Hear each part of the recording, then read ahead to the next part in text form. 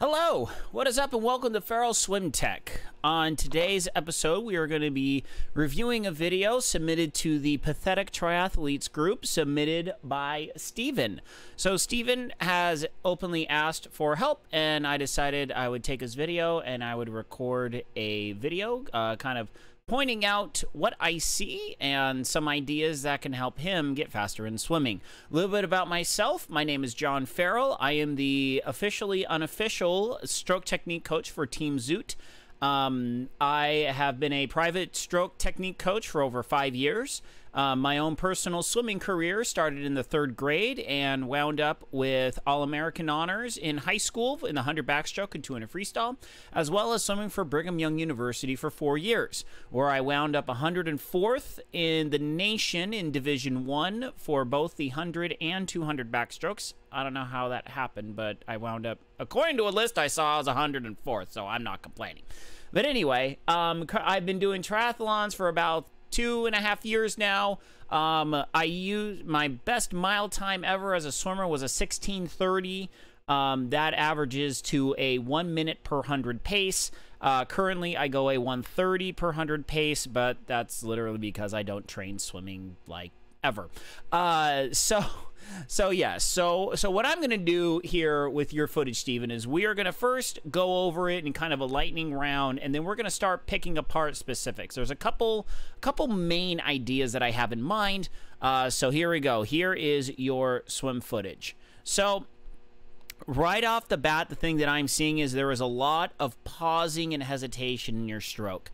In both of your stroke pulling and your legs. I understand when you got a sight, you got to look up the sight, you're going to pause your stroke a little bit, but just when your head's down and swimming, there is a lot of dead space in your stroke. Now, the reason why this is really bad is because, number one, in swimming, you it's just like on the bike.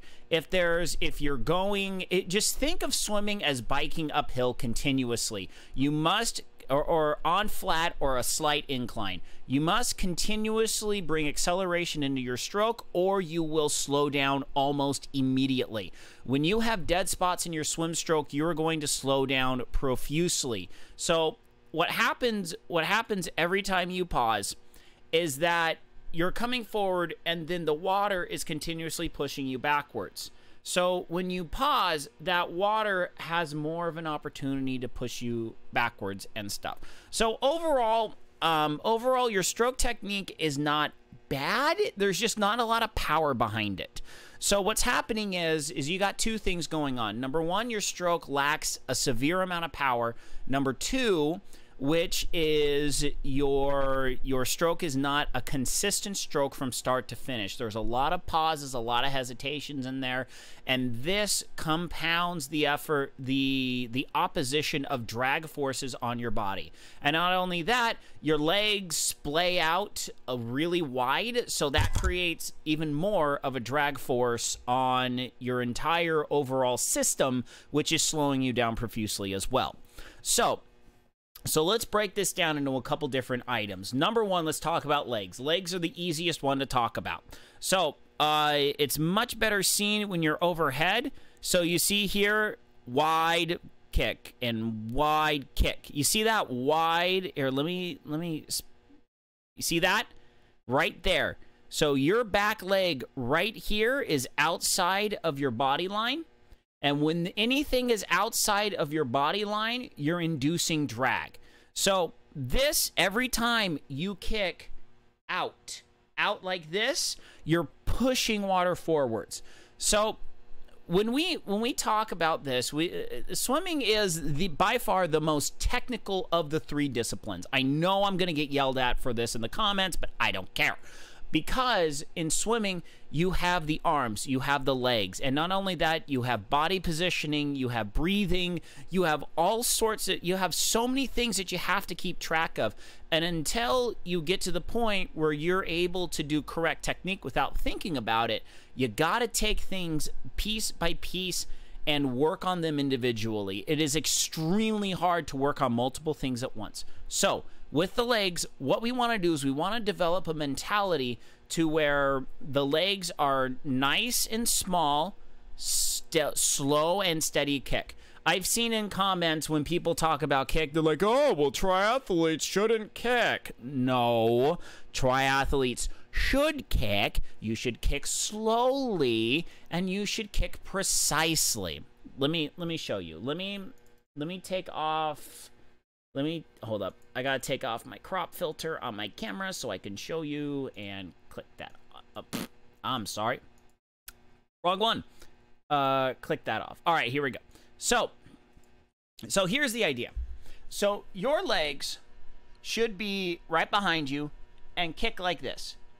Very, very straight, zero knee bend. If you are, the only time you should consider, in my opinion, doing a knee bend is when you are faster than a 125 per 100. If you're faster than a 130 or 125 per 100, that is when you should start maybe thinking about bending your knees when you kick.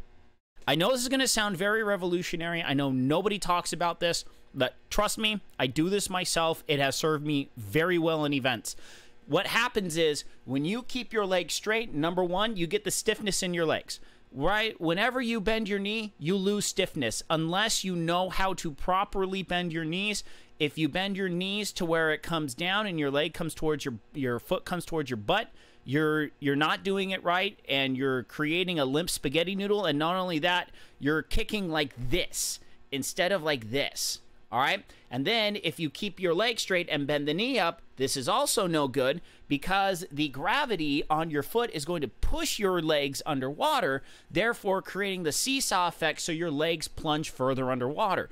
But Stephen, with your video, I'm not seeing that your legs are going very far underwater. They're not contributing much, but yet at the same time, they're not kicking hard enough to where they're sapping your oxygen like crazy. So the only thing that I would say about your legs is learn how to kick with very, very, very straight legs. The way I teach how to do this, let's pop this down, is sit on a chair or on the ground and just do this. That's all you got to do. Kick, kick, kick, kick. 1, 2, 3, 4. 1, 2, 3, 4. 1, 2, 3, 4. When I swim for a 130 per 100, this is about my cadence of legs. 1, 2, 3, 4. 1, 2, 3, 4. 1, 2, 3. Maybe about here, right? Nice and long. And the other problem with bending your knees is every time you bend your knee, you flex your quad. You work your quad every single time. Just put your foot here and feel all these muscles contracting. As opposed to doing this, you feel very little contraction, a little bit of sliding, but not a lot of contraction as opposed to this. So when you bend your knee and you continuously kick like this, you're totally overworking your quads. You're killing your quads for the bike and the run. So if you go here, you're going to work a little bit more of your glutes, a little bit more of your shoot, what are these called? Hip flexors. Yeah, hip flexors. That's it. I'm a civil engineering major. I'm not an anatomy major, so you got to pardon me when I don't know the muscle groups that well. So you're not using your quads that much with a very straight-legged kick. So that's going to be your best bet with the kick. Also, the other thing is the amplitude. The amplitude is how much distance are between your toes every single time you kick. You only want maybe 12 to 14, maybe 16 inches max. That's about 1.5 feet. You only want about, or 18 inches, about 1.5 feet.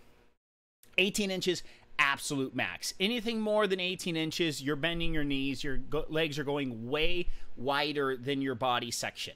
So how do you work on this at the pool to get your kick more aligned? So what you want to do is you want to sit on the deck, point your toes, and kick like this. All right. You can also roll onto your belly and do Superman kicks with your legs behind you on your stomach on the pool deck. If it's hot, grab a kickboard, pop it under your belly, you'll be fine. So then you do that. And then what you do is you then hop in the pool, grab the pool wall, and then usually I like to put one hand on top, one hand on bottom, use that to support my body and get it floating so it's right at the surface level, and then do that same kick. Use that time and do this for about 15, 20 seconds somewhere. Nice and easy. Just focus on kicking with only straight legs. Focus on not bending your knee. Focus on shifting those legs up and down, getting your upper leg to rotate at the hip as opposed to the knee. So after that, then you want to push off and do a nice, easy 25 yard, I recommend a 25-yard streamline kick, so then you don't have the wall. Or you can use a kickboard for a 25. I recommend streamline kicking because it puts your body in a much better alignment. When you use a kickboard, you have the tendency to arch your lower back. That drives your hips underwater, so your legs are kicking far beneath the water. If you're in a streamline position, just take one nice, easy stroke every time you got to take a breath. Hand over hand, thumb over, looking straight down at the bottom of the pool. Kick, kick, kick, kick, kick. Got to take a breath. Breath, back, kick, kick, kick, kick, kick, kick, kick, kick, kick, and then complete, finish the 25. You want to do that for about 4 to 6 25s per practice. If you do that, I guarantee you within a couple weeks, you will have a much better kick. You'll have a much better understanding of how to move the water with your legs. Everything's going to be groovy. Okay, let's get to the next part. Let's get to the arms, all right? The arms, in my opinion, are probably your biggest culprit in terms of slowing you down. Because your arms pause a lot at the start and the finish of each pull. So just right here, pause, pause, pause, pause. So when you take your right pull, when your right hand gets to the end, that's when you pause, and you can very much so see this pause. All right, so let's talk about two things very quickly. There's two parts of every pull. There's the pull, which is the actual pull about a quarter of the way and then pushing the rest of the way. So there's that portion of the pull that's underwater. And then there's the recovery, which is up and over the water. So obviously, if we're pulling water under our bodies, that is going to take longer than the recovery. So it is okay to let your hand hang out here in the front for a little bit of time. It is okay to hesitate with that arm forward. You watch the best swimmers, they are reaching and gliding forward on each stroke. But what you do not see in elite level swimmers is them hang out with their hands behind them. You want to get your hand back and out of the water as fast as you can. You want to complete your stroke, get that arm out, and get it in the recovery. Now, straight arm recovery, bent elbow recovery, not exactly that important at this point. It is more of eliminating that massive dead spot when your right arm is back and your left arm is forward. Now, this is just kind of an idiosyncrasy thing. This is just something that your body has developed. So, in order to fix this, we gotta use pull buoys. We gotta pull. Because what's happening is your body right now is in a rhythm. We have to disrupt this rhythm in order to be able to teach it proper technique. We have to remember our brains are computers. Our brains are programmed to execute certain functions based off of input. You tell your body to swim, this is what you get. So, in order to fix this, we gotta shake up the equation here. In my opinion, you want to use pull buoy, and you want to use a snorkel. The Rhino snorkels, the ones that go like straight from your face and up and over. One of the best $25 investments you will make for swimming, especially if you are over a 2-minute per 100, okay? If you're over a 2-minute per 100, I guarantee you using snorkels will greatly help you during training, especially if you're doing very long sets and you want to work on your technique during these sets, okay? So what you need to do is you need to take a pull buoy and a snorkel, and you want to focus on just putting your face down in the water and swimming and getting that right hand out. Pull, pull out, pull, pull out. You have to mentally tell yourself to get the hand out of the water. You must do this until it is hardwired into your brain.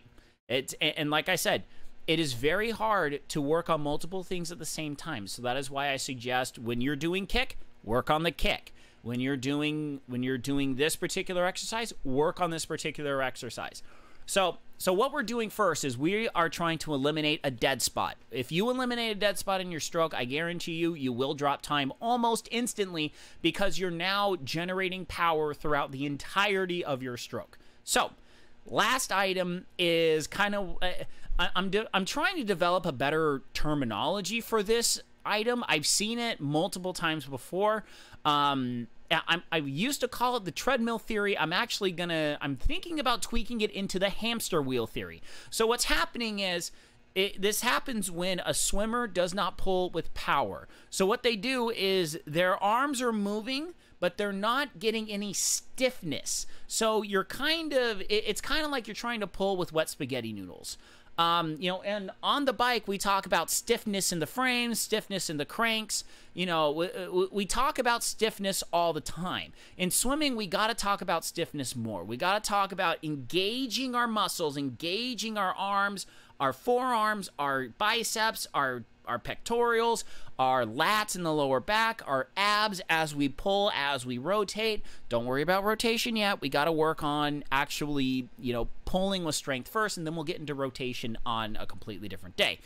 But we got to start working on grabbing water with power and muscling it through the water. Unfortunately, this is not something that I can just simply say, oh, we'll just do this. This is the feeling part of swimming. Now, I know that there's a lot of conflicting ideas out there in swimming where some people say, well, you don't got to feel the water in order to swim. And I've met people and I've seen people online that openly state, you don't need to work on technique in order to be a good swimmer. But let me tell you one thing. I do not swim a 130 per 100 by only... there's no way I can personally swim a 130 per 100 unless I had my technique. If I didn't have the technique I've learned over 10 plus years of pounding water for 20 plus hours a week for over 10 years, I've developed that technique to where I can now go to an open water swim over a mile and hold 130s with my eyes closed. So, and currently I only swim maybe 500-600 yards a week, maybe, if I'm lucky. So you want to work on technique. You want to work on this. So here's how to do it. Here's the starting launch ramp. A lot of this is you got to feel it out. I say a lot of swimming is kind of the hippy-dippy baloney of you got to just feel the water, man. You got to understand, I'm also a surfer, so, you know, the California surfer lingo is kind of a part of me. So you got to feel the water. You got to be able to grab that water and push it backwards. That's what we want to do. We want to take water in front of us and continuously push it backwards.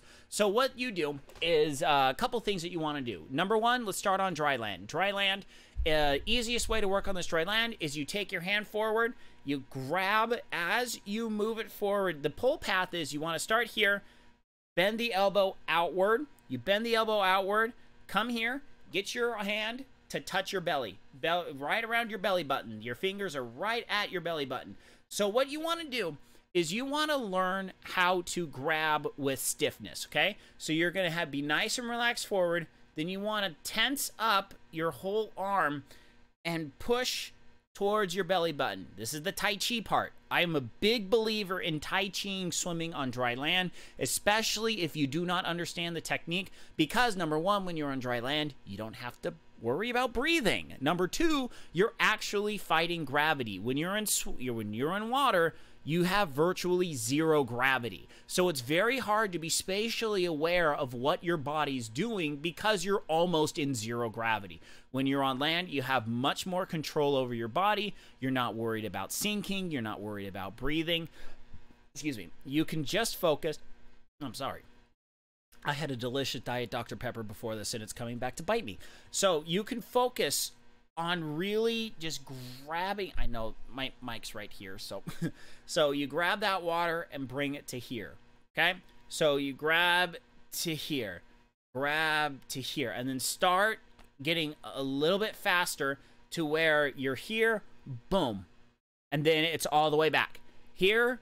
Bend that elbow out, bend, push back. Here, bend, push back. Here, bend, push back. And all the while, Get those arms nice and tense. Nice and tense. Not like you're trying to curl a Buick or something, but you want it nice and tense, okay? So what's going to happen is, I guarantee you go and start doing this in the water, your muscles are going to hate you. It's going to take a fair amount of workouts in order to build up the strength in your arms that is used in swimming. Swimming strength is very different than weightlifting. It is very different than push-ups and all those kinds of things.